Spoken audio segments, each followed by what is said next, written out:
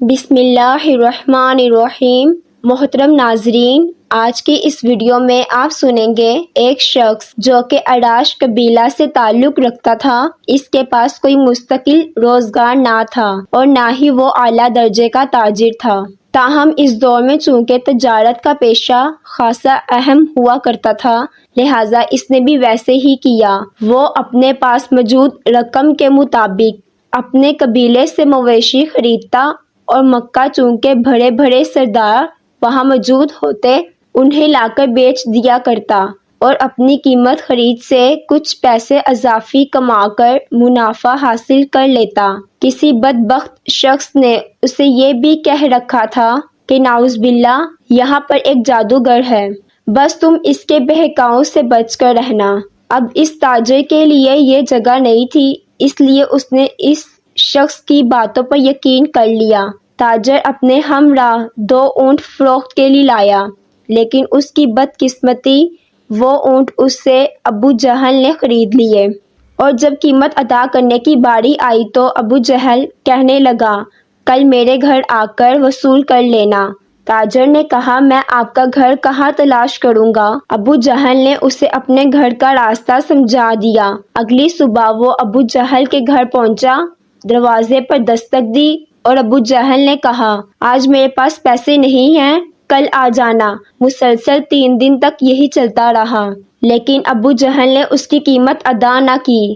اس تاجر نے بات کو ذرا زور سے دیکھ کر کہا اور کہنے لگا، میں یہاں پر نیا ہوں اور 3 دن سے بھوکا بھی ہوں۔ پھر کہنے لگا، آپ میرے جانوروں کی قیمت مجھے ادا کر دیں۔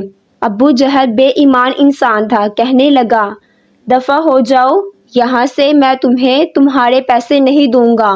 یہ سن کر وہ تاجر بہت زیادہ پریشان ہو گیا۔ وہ آس پاس کے لوگوں سے پوچھنے لگا، مجھے مکہ کے سردار کہاں سے ملیں گے تاکہ میں ان سے شکایت کر سکوں، شاید وہ میری کچھ مدد کر سکیں۔ اسے بتایا، خانہ کعبہ چلے جاؤ، مکہ کے سب سردار وہیں پر موجود ہوں گے۔ تاجر کہتا ہے کہ میں حرم شریف میں داخل ہوا تو وہاں پر ابو سفیان دیگر سردار بیٹھے تھے۔ میں ان کے پاس گیا اور کہنے لگا، مجھے آپ کی مدد کی ضرورت ہے۔ میں پردیسی ہوں اور یہاں جانور فروخت کرنے آیا تھا، لیکن ایک شخص نے مجھ سے جانور تو خرید لیے ہیں مگر وہ میرے پیسے نہیں دے رہا۔ وہاں پر موجود ایک سردار نے کہا، کون ہے جو تمہارے پیسے نہیں دیتا؟ مجھے بتاؤ۔ جب اس نے ابو جہل کا نام لیا تو وہاں پر موجود سب خاموش ہو گئے اور کہنے لگے، تم بہت بڑے آدمی کے پاس پھنس گئے ہو، ہم کچھ نہیں کر سکتے، وہ بہت طاقتور سردار ہے۔ یہ سن کر میرے پیروں تلے زمین نکل گئی۔ اب وہ تاجر کہتا ہے، عتبہ نے مذاق کیا تھا اور کہا کہ وہ سامنے جو کعبہ کے ساتھ ٹیک لگا کر بیٹھے ہیں، چلے جاؤ اس کے پاس، وہ تمہارا مسئلہ حل کرے گا۔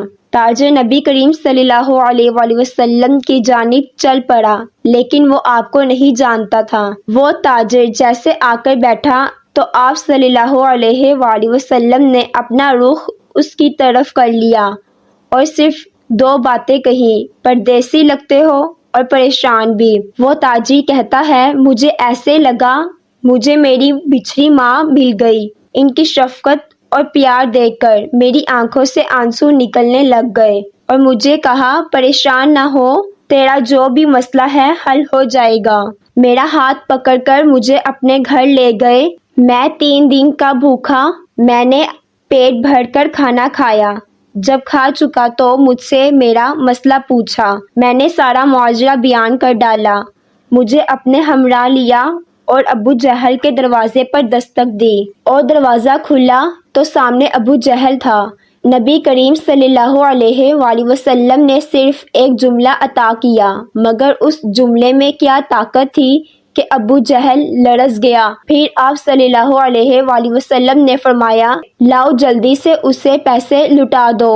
ابو جہل کی ٹانگیں کانپنے لگ گئی اور کہنے لگا، جی جی، میں ابھی اس کے پیسے دیتا ہوں۔ تاجر کو اس کے پیسے مل گئے۔ اس نے پوچھا، اے مہربان انسان، آپ کون ہیں؟ آپ صلی اللہ علیہ وآلہ وسلم نے فرمایا، چھوڑیے جناب، آپ کا مسئلہ حل ہو گیا۔ وہ تاجر کہتا ہے میں جیسے ہی پلٹا مجھے وہی راستے میں مکہ کا آدمی مل گیا اور کہنے لگا ارے بھائی تم اس کے پاس کیسے پھنس گئے ہو؟ نعوذ باللہ، یہ تو وہی جادوگر ہے جو اپنے آپ کو نبی مانتا تھا۔ میں نے اس کا ہاتھ جھٹک کر پکڑا اور کہا ارے بدبخت، میں نے دنیا دیکھی ہے مگر ان جیسا نہیں دیکھا۔ اس کے بعد تاجر پلٹ کر نبی کریم صلی اللہ علیہ وآلہ وسلم کے پیچھے دوڑتا ہے، آپ کے پاؤں سے لپٹ جاتا ہے اور کہتا میں اقرار کرتا ہوں آپ سچے نبی اور رسول ہیں۔ پھر وہ کہتا ہے مجھے اپنے دین میں شامل کر لیجئے، آپ اس کو کلمہ پڑھاتے ہیں۔